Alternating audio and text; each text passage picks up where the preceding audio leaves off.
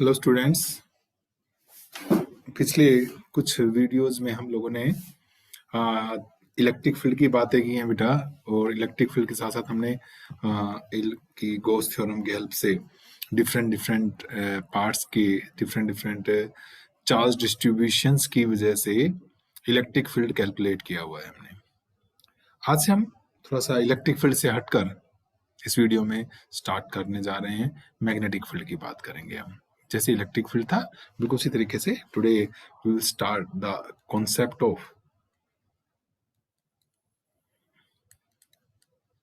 Magnetic field. We will discuss the concept of magnetic field. Just like आप कहते हैं कि कोई चार्ज था बेटा और उसके सराउंडिंग्स में आप कहते थे एक स्पेस बन जाता है वेयर वी कैन एक्सपीरियंस या the force of this charge is experience by some other charge. Okay, तो इस स्पेस को हम लोगों ने क्या कहा था बेटा?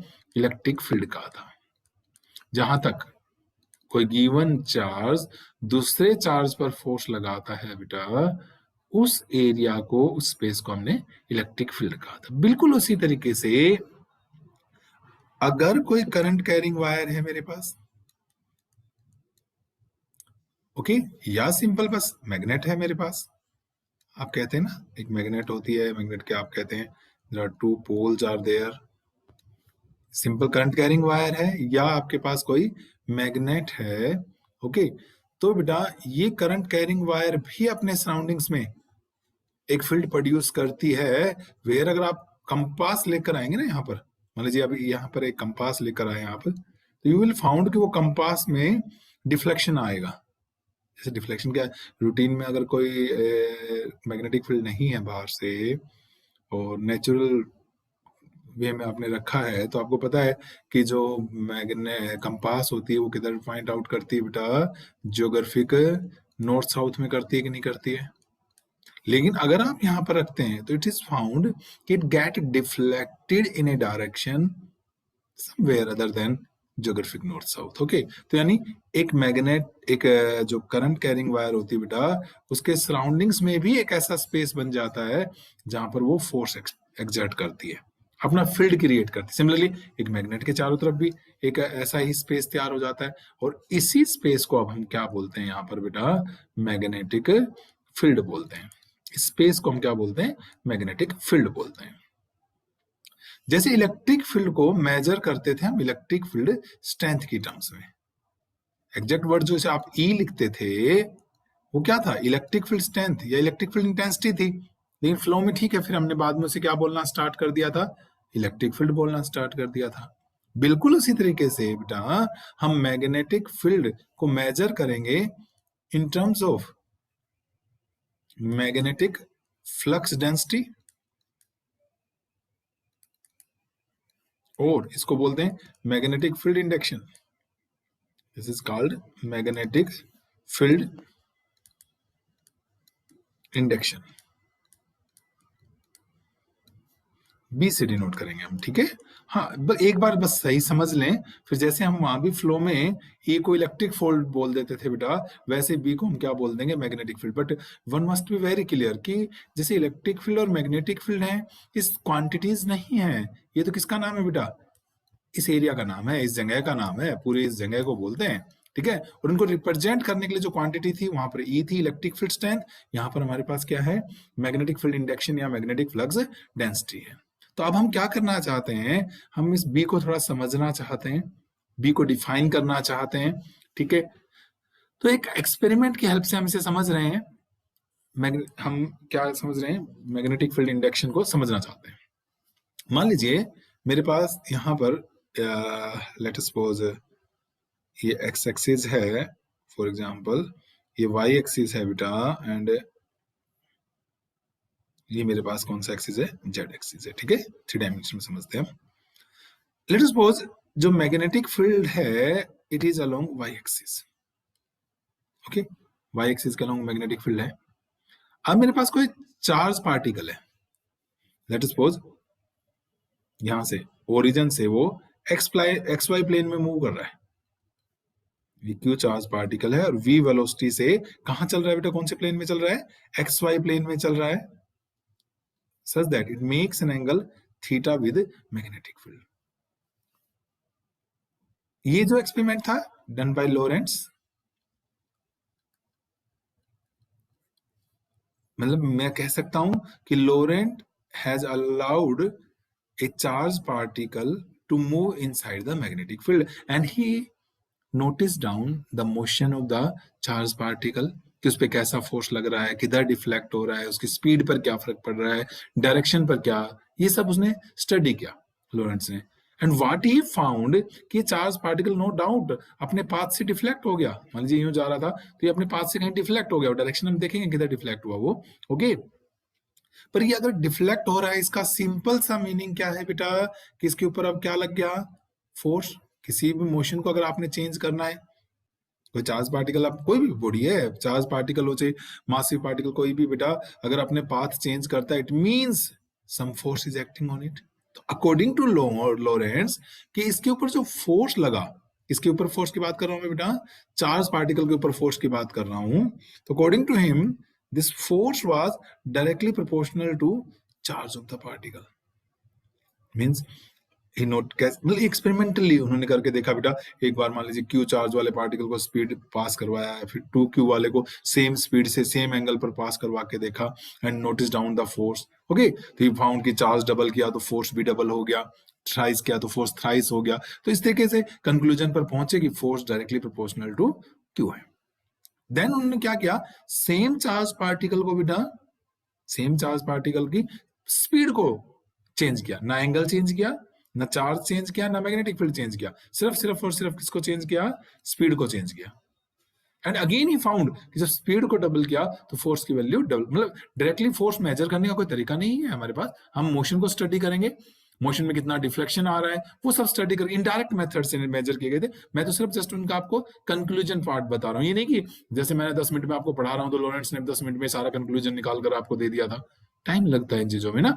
तो व्हाट ही फाउंड कि वेलोसिटी डबल करने से फोर्स डबल हो रहा था, थ्राइस करने से थ्राइस हो रहा था, तो again it means it depend directly proportional to velocity, power 1 आ रही थी सेम। अब उन्होंने क्या किया बेटा, charge particle, same charge particle को सेम स्पीड, ना क्यू बदला, ना वी बदला, ना थीटा, और अब किसको बढ़ाना शुरू कर दिया बेटा, मैग्नेटिक फील्ड को चेंज करना स्टार्ट कर दिया। Again same result was found कि भाई मैग्नेटिक फील्ड को बढ़ा रहे थे, डबल कर रहे थे तो फोर्स डबल हो रहा था, थ्राइस कर रहे थे तो फोर्स थ्राइस हो रहा था। सो अगेन उन्होंने इसको यहाँ पे भी रख लिया। देन उन्होंने क्या किया बेटा, उनके दिमाग में आया क्या इस एंगल का कोई रोल है, तो इसको बात को कंफर्म करने के लिए क्या किया, उन्होंने अपने चार्ज पार्टिकल को इसी डायरेक्शन में भेज दिया बेटा, parallel to magnetic field, and he found, यानी थीटा कितना हो गया, 0। तो ही फाउंड कि भाई ये जो मेरा चार्ज पार्टिकल था ये तो सीधा निकल गया अनडेविएटेड। अनडेविएटेड का मतलब समझ रहे हैं, इसके ऊपर फोर्स की वैल्यू क्या हो गई, जेड, जबकि इन बाकी सब केसेस में आप देख रहे थे ये डिफ्लेक्शन आ रहा था, डिफ्लेक्ट हो रहा था, पर इस केस में ही फाउंड कि ये जो पार्टिकल है मेरा अनडिफ्लेक्टेड सीधा निकल गया, ओके। नाउ क्या किया उन्होंने, फिर उसके बाद क्या किया बेटा, जैसे 30 डिग्री पर सेंड किया, फोर्स को स्टडी किया, ऐसे वो इस एंगल को क्या करते गए, इस वाले एंगल को चेंज करते गए, ठीक है, 30 पे, 45 पे, 60 पे, सब एंगल्स पर चेक करा, एंड ही फाउंड कि फोर्स की वैल्यू बढ़ती जा रही थी बेटा। एंड ही फाउंड कि जब वो 90 डिग्री पर गया, जब थीटा 90 का मतलब समझ रहे हैं, किधर चला गया मेरा पार्टिकल, एक्स एक्सिस के पैरेलल जा रहा था, ठीक है, इधर कर दी, तो ही फाउंड कि the charge particle was experiencing a maximum force. Now just see, it means angle का बहुत बड़ा रोल है, as angle was change the value of force was change. जब थीटा 0 था तो फोर्स 0 बेटा, और थीटा 90 हुआ तो फोर्स कितना हो गया, मैक्सिमम हो गया। जस्ट थिंक ट्रिग्नोमेट्रिक के बारे में, आप क्या ये साइन थीटा का ग्राफ शो नहीं कर रहा है, साइन 0 पे 0, साइन 90 पर 1। सो यहां से लॉरेंट्स ने फाइंड आउट किया बेटा कि इसके अंदर और किसका रोल आ रहा है, साइन का रोल भी आ रहा है, समझ रहे हैं मेरी बात। सो यहां से he made इक्वेशन क्या हो, वी बी साइन थीटा। आप कहेंगे सर कांस्टेंट ऑफ प्रोपोर्शनलिटी कहाँ चला गया, actually according to Lorentz constant of proportionality was 1। Actually आपको पता है ये तो कि भाई जो भी लॉ बनाता है वही मुझे बताएगा कि कांस्टेंट की जरूरत कितनी है कि नहीं है। अब आप कूलम्स ने कहा कि 1/4 पाई एप्सिलॉन नॉट की जरूरत है, तो हमने लगा लिया। ग्रेविटेशन में कैपिटल जी की जरूरत है तो लगा लिया हमने। लॉरेंट्ज ने कहा किसी कांस्टेंट की जरूरत नहीं। क्यों? क्योंकि जब वो इन चारों क्वांटिटीज को मल्टीप्लाई कर रहे थे बेटा, तो हमेशा फोर्स की वैल्यू मिल रही थी उनको। ओके, तो उन्होंने कहा किसी एक्स्ट्रा पैरामीटर की जरूरत ही नहीं है मुझे। तो ये इक्वेशन आ गई बेटा। और इसको हम अब देखिए, इसको यूं भी लिख सकते हैं ना, क्याऊ बेटा वी बी साइन थीटा। अभी तो कुछ दिन पहले पढ़ा हमने, वेक्टर प्रोडक्ट हो गई, तो इसको आप क्या लिख सकते हैं, क्याऊ वी क्रॉस बी। तो ये नंबर वेक्टर फॉर्म हो गई इस इक्वेशन की। तो ये मेरे पास दो रिजल्ट आ गए स्केलर एंड वेक्टर फॉर्म में for the force acting on the charge particle, and this equation is called, क्योंकि लॉरेंट्ज ने की थी और वो मैग्नेटिक फोर्स कैलकुलेट कर रहे थे, तो it is called Lorentz magnetic force. Actually Lorentz force भी होता है कुछ, लेकिन वो अलग होता है बेटा। लॉरेंट्ज ने बाद में क्या किया, एक ऐसा स्पेस तैयार कर लिया जहां इलेक्ट्रिक फील्ड को भी लगा दिया, मैग्नेटिक फील्ड को भी लगा दिया, और उसमें से चार्ज पार्टिकल को पास कर दिया। तो वहां पे नेट फोर्स जो आएगा उसको हम लॉरेंट्ज फोर्स बोलेंगे बाद में, लॉरेंट्ज फोर्स। अभी तो सिर्फ खाली मैग्नेटिक फील्ड का जिक्र है। ओके, सो ये इक्वेशन हमें कह रही है बेटा, और कि भाई फोर्स जो होगा, यहाँ से क्रॉस प्रोडक्ट आ गई। क्रॉस प्रोडक्ट का हमने पहले पढ़ा हुआ है, डायरेक्शन फाइंड आउट करनी हो तो, कि कोई भी एंगल है तो we put our fingers A cross B की याद है डायरेक्शन। राइट हैंड की फिंगर्स को हम क्या करते हैं, ए पर पुट करते हैं and call them towards B. तो जो थंब था पहले पढ़ा चुका हूं, that gives me the direction of A cross B.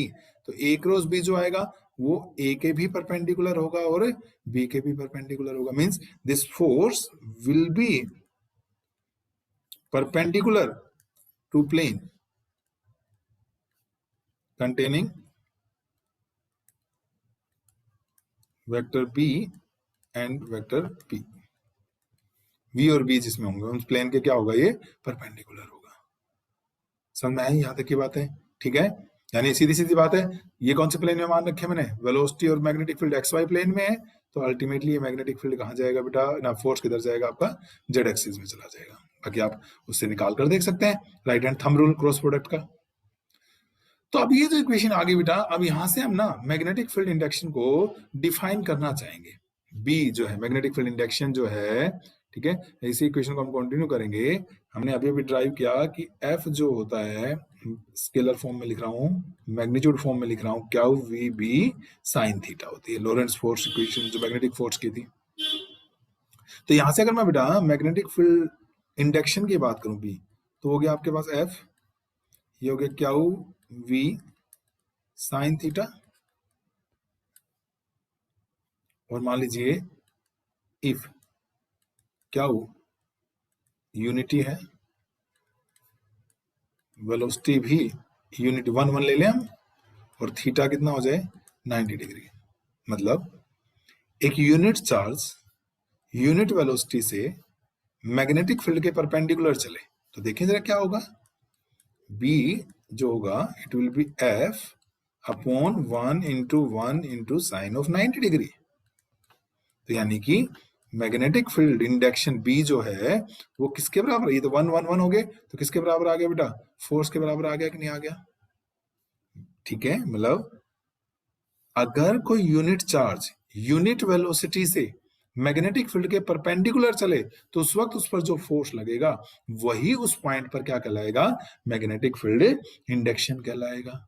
नहीं, अगर मैं लिखूं इसे मैग्नेटिक, बी क्या चीज है मैंने कहा था, लेटर ऑन हम इसे मैग्नेटिक फील्ड बोलेंगे, पर अभी तो एक बार हम सही बोल रहे हैं इसे, क्या होता है मैग्नेटिक फील्ड इंडक्शन, या मैंने कहा था magnetic flux density at a point, जिस भी पॉइंट पर आप डिफाइन करना चाहेंगे, और वो पॉइंट किसके अंदर होना चाहिए, इन the magnetic field.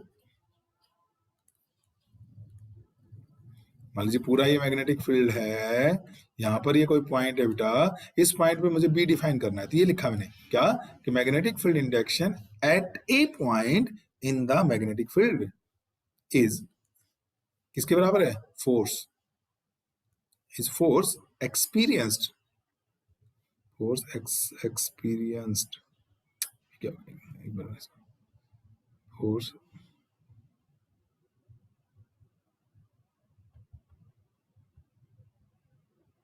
Is force experienced by, किसने एक्सपीरियंस किया बेटा? यूनिट। और चार्ज भी कैसा लेते हैं? प्लस का साइन लेते हैं ना हमेशा। Experience by unit positive charge, force experience by unit positive charge. ठीक है, अब अगले स्टेप पे आ जाओ। ये लिख दिया, ये वेलोसिटी, तो मूविंग विद क्या? Unit velocity, unit velocity. अब ये भी लिख दिया यूनिट वेलोसिटी। अब क्या लिखना है? ये in a direction perpendicular to magnetic field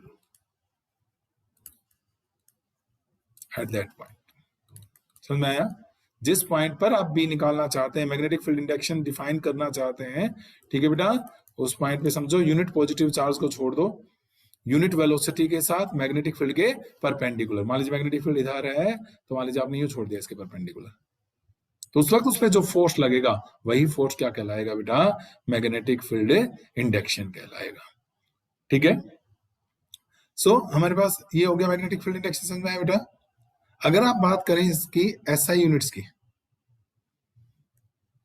अगर मैं बात करूं SI unit of P, it is Tesla. क्या होती है बेटा ये? इट इज टेस्ला, और इट इज कॉल्ड बेटा वेबर पर मीटर स्क्वायर। ये डब्ल्यू बी क्या होता है? वेबर पर मीटर स्क्वायर। वही देखो, डिफाइन करने का तरीका बिल्कुल वैसे ही करेंगे। अभी अभी आपने ये लिखा था बेटा, एफ हो गया Q V B sine theta. तो यहां से अगर आप देखेंगे बी की वैल्यू, तो बी आ गया F upon Q V sine theta. अब ऐसा यूनिट लेनी है, सारे ऐसा यूनिट लिखता हूं। देखो ये 1 टेस्ला, फोर्स की ऐसा यूनिट याद करो क्या होती है? क्या होता है? 1 न्यूटन। क्यों भाई? It will B 1 Newton, charge की 1 कूलम, वेलोसिटी 1 मीटर पर सेकेंड, और इसको 1 लाना है तो थीटा कितना हो गया? 90। समझ में आया कुछ? मीन्स 1 कूलम चार्ज 1 मीटर पर सेकेंड से मैग्नेटिक फील्ड के परपेंडिकुलर चले और उसके ऊपर 1 न्यूटन का फोर्स लग जाए, तो हम कहेंगे बेटा कि भाई वहां पर मैग्नेटिक फील्ड कितना है? 1 टेस्ला है। तो नया magnetic field at a point, आप पोज करके लिख भी सकते हैं, said to be 1 tesla if 1 Newton force is experienced by 1 coulomb of charge moving with velocity 1 meter per second in a direction perpendicular to magnetic field। अगर 1 coulomb charge 1 metre पर second से magnetic field के perpendicular चले, तो उस वक्त अगर उस पर 1 न्यूटन फोर्स लग रहा है, तो समझ जाओ वहां पर मैग्नेटिक फील्ड इंडक्शन कितना है बेटा? 1 टेस्ला है। ठीक है, तो अब देखो जरा, ये हमारे पास अगर आप देखें यहाँ पे कि ये क्या बन गया? ये जो चीज है coulomb per second is 1 coulomb upon 1 second. बेटा कूलम होता है चार्ज, सेकेंड होता है टाइम, तो क्यू बाई टी क्या होता है? आई। आई, और यूनिट की बात चली तो एम्पियर हो गया, ये तो 1 एम्पियर आ गया। तो भाई 1 टेस्ला बन गया आपके पास 1 न्यूटन, सॉरी 1 न्यूटन पर एम्पियर पर मीटर, 1 न्यूटन पर एम्पियर पर मीटर हो गया मैग्नेटिक फील्ड। ठीक है, बताइए। ओके, और सिमिलरली अगर आप बात करें किसकी बेटा? सीजीएस यूनिट की, तो आपने पढ़ा हुआ है लोअर क्लासेस में CGS unit, sorry CGS unit की मैं बात करूं तो it will B, this is CGS unit और बी, वही गोस थ्योरम वाले गोस हैं, इट इज 1 गोस। ठीक है, और 1 टेस्ला इज 10 की पावर 4 गोस। आपने 12th क्लास में पढ़ा हुआ है।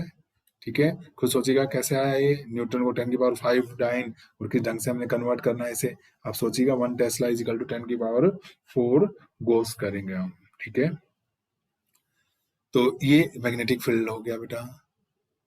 अब इसको रिप्रेजेंट करने की बारी आती है, तो जैसे हम इलेक्ट्रिक फील्ड को रिप्रेजेंट किसकी हेल्प से करते थे बताओ?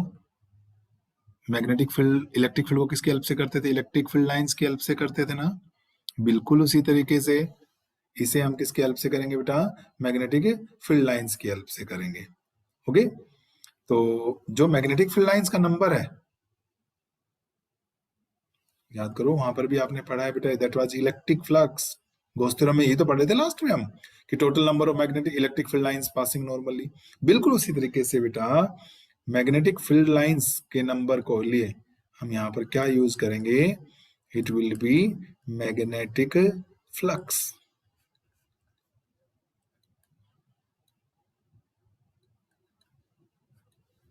फाइव बी मैग्नेटिक फ्लक्स भी यूज करेंगे हम। देखो कैसे, सीधी सीधी बात है बेटा। जैसे मान लीजिए ये कोई गिवन सरफेस है, ये इसका एरिया वेक्टर है। मान लीजिए आपको पता है एरिया वेक्टर हमेशा क्या होता है बेटा? नॉर्मली आउटवर्ड होता है। इसको इस फॉर्म में लिख दिया मैंने, एरिया वेक्टर है। मान लीजिए स्मॉल एरिया ले लिया मैंने इसका। एंड मान लीजिए आपकी जो मैग्नेटिक फील्ड लाइंस हैं वो इसमें से पास कर रही हैं। मैग्नेटिक फील्ड लाइंस इस तरीके से जा रही हैं, समझ रही है? आर पार है इसमें से। ये मान लीजिए मैग्नेटिक फील्ड लाइंस हैं बी, सच दैट इनके बीच का जो एंगल है that is theta, angle theta. तो हम क्या करते थे? मैग्नेटिक फील्ड को जब हम डिफाइन करते थे, मैग्नेटिक फ्लक्स को या इलेक्ट्रिक फ्लक्स को, तो हमने कहा था number of magnetic field lines, electric field lines passing normally, यानी इस नॉर्मल एरिया वेक्टर के पैरेलल जो होती है, it will B number of, क्या होगा बेटा? Magnetic field lines, number of magnetic field lines passing normally through given surface, through given surface. तो अब क्या करेंगे हम? अब भाई ये तो नॉर्मल है नहीं, तो हमें क्या करना पड़ेगा? इस बी का एक कंपोनेंट लेना पड़ेगा ना, जो नॉर्मल के लॉन्ग हो। तो इस बी का इधर मैं कंपोनेंट पूछूं आपसे, इस बी का, तो ये क्या आएगा? बी कोस थीटा आएगा। नॉर्मल तो ये होगा क्योंकि दूसरा कंपोनेंट तो ये हो गया, बी साइन थीटा। और बी साइन थीटा, तो ध्यान से देखो सरफेस के क्या हो गया? टेंजेंशियल नहीं हो गया? ये तो टेंजेंशियल कंपोनेंट हो गया। और हम तो हमेशा कौन सा कंपोनेंट लेते हैं? नॉर्मल कंपोनेंट लेते हैं। तो कौन सा कंपोनेंट काम आएगा फ्लक्स में? B cos theta. तो यानी ये जो स्मॉल है एरिया है हमने जो मान रखा है, इसमें जो स्मॉल फ्लक्स है बेटा, वो कितना हो जाएगा आपका? B dot ds. आप कहेंगे डॉट प्रोडक्ट, अरे भाई पहले तो ये लिख लो कौन सा कंपोनेंट काम आ रहा है? B cos theta into area vector. Area कितना है? डीएस है। तो आप इसको क्या लिख सकते हो? ये लिख सकते हैं कि नहीं लिख सकते हम? तो ये क्या आ गया आपका? Magnetic flux. और अगर मान लीजिए इस पूरे एरिया पे निकालना है आपको फ्लक्स, तो आप क्या कर देंगे? इसका इंटीग्रेशन कर देंगे बी डॉट डीएस इस सरफेस के ऊपर। प्लीज नोट, मैं अभी क्लोज सरफेस का जिक्र नहीं कर रहा हूं। मैं अपने अगले वीडियो में बात करूंगा कि जब मैग्नेटिक फ्लक्स की बात करें और क्लोज सरफेस आ जाए, जैसे इलेक्ट्रिक गॉस थ्योरम में याद करो, आप electric flux over the close surface की बात करते थे, ठीक है ना? तो अभी तो मैं फिलहाल इस जो मैंने डायग्राम दिखा रखा है, मैं सिर्फ इसमें बात कर रहा हूँ। It is an open surface, मैंने बताया था क्लोज सरफेस विच इनक्लोजेस वॉल्यूम। तो उसके लिए हम अलग से फ्लक्स की बात करेंगे, क्योंकि कोई खास प्रॉपर्टी हम मैग्नेटिक फील्ड की या मैग्नेटिक फ्लक्स की वहां पर निकालेंगे, इसलिए I am not talking about that, still I am talking about some given open surface है ये मेरे लिए। तो बस सीधा सी बात है बी डॉट डीएस। चूंकि आप कह रहे हैं कि फ्लक्स जो है बेटा ये डॉट प्रोडक्ट है, ठीक है? ये मैंने क्या कहा कि इसको हम 5b भी लिखते हैं क्योंकि मैग्नेटिक फ्लक्स है, ताकि ध्यान रहे। एंड डॉट प्रोडक्ट हमेशा कैसी क्वांटिटी? Scalar quantity. इसलिए जो मैग्नेटिक फ्लक्स होगा ये कैसी क्वांटिटी होगा बेटा? It will B a scalar quantity, it will B a scalar quantity, ठीक है? अच्छा, इसकी जो यूनिट होती है, एसआई यूनिट जो होती है बेटा, SI unit of magnetic flux जो होती है वो होती है हमारे पास, अगर मैं बात करूं, it is weber, it is weber. Scientist का नाम था बेटा वेबर भी। मान लो ये एरिया कांस्टेंट है, यूनिफॉर्म एरिया है बेटा, ठीक है कि नहीं है? तो हमारे पास क्या होगा? एरिया बाहर आ जाएगा, तो फ्लक्स जो होता है इसको यूं भी लिखा जा सकता है बी ए कोस थीटा, अगर मान लो ये एरिया कांस्टेंट है तो। ओके, तो हमारे पास क्या है, वेबर डिफाइन करना है मैंने, तो सीधी सी बात है बेटा, 1 वेबर जो हो जाएगा, आपने कहा बी, इट इज 1 टेस्ला, ऐसा यूनिट में बात कर रहे हैं, और एरिया हो गया बेटा 1 मीटर स्क्वायर। ठीक है, ऐसा यूनिट, कोस को छोड़ दो ना, यूनिट में तो कोस की तो कोई यूनिट होती नहीं है।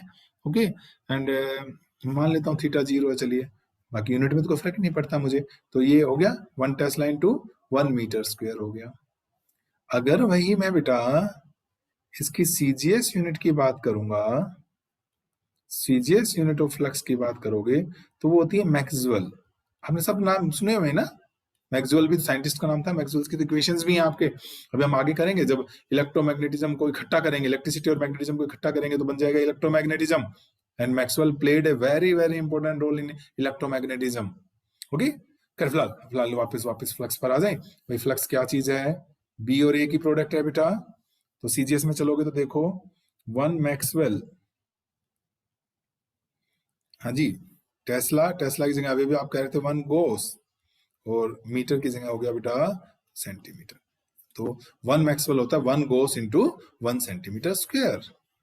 तो अगर हम इसे आगे कन्वर्ट करना चाहें तो इट इज 1 वेबर, आपने कहा इट इज 1 टेस्ला बेटा, टेस्ला की जगह क्या लिख सकता हूं, अभी अभी कह रहे थे आप 10 की पावर 4 गोस इंटू, अब ये मीटर है, मीटर होता है 100, यानी 10 की पावर 2 सेंटीमीटर, और सारे का स्क्वायर, क्योंकि ये वाला स्क्वायर है ना, इसलिए सारे का स्क्वायर। तो ये बना 10 की पावर 4, तो ये रहा बेटा, और 2 टू जा 4, 4 यहाँ से आ गया, तो कितना हो गया 10 की पावर 8 गोस सेंटीमीटर स्क्वायर। अगर यहां से देखो तो गोस सेंटीमीटर स्क्वायर तो किसके बराबर है, मैक्सवेल के बराबर है बेटा। तो 1 weber SI unit of magnetic flux is equal to 10 raised to power 8 times the CGS unit, that is CGS unit कौन सी है बेटा, इट इज मैक्सवेल। ठीक है, ये क्या आ गई 10 की पावर 8 मैक्सवेल आ गया मेरे पास।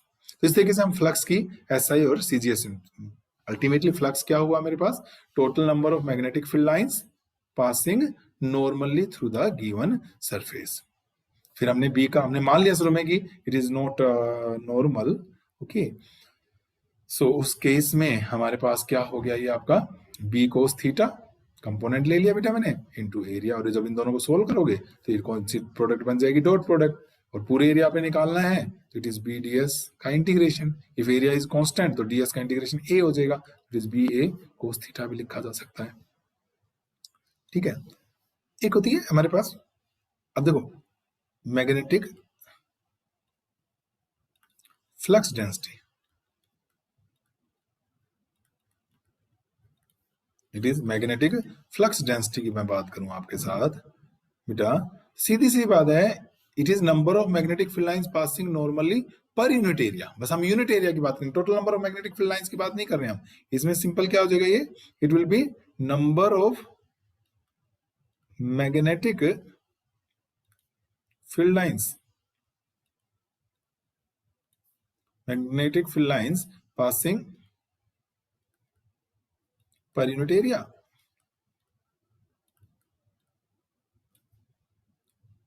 दैट इज हमारे पास क्या हो जाएगा कि मैग्नेटिक फ्लक्स डेंसिटी लिख रहे हैं ना, भाई फ्लक्स मान लो d5 था, तो उसको क्या किया हमने, एरिया से डिवाइड कर दिया, या फ्लक्स b5 भी था तो हमने एरिया से डिवाइड कर दिया।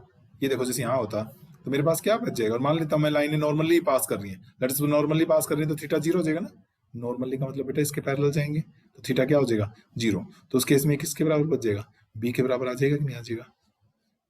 अगर कोस थीटा मैंने नॉर्मली ले लिया है 1 हो गया, तो आप देखो चाहो तो मैं इसको थोड़ा सा ये कर सकता हूँ, आपको थोड़ा और अच्छे समझ में आ जाएगा बेटा।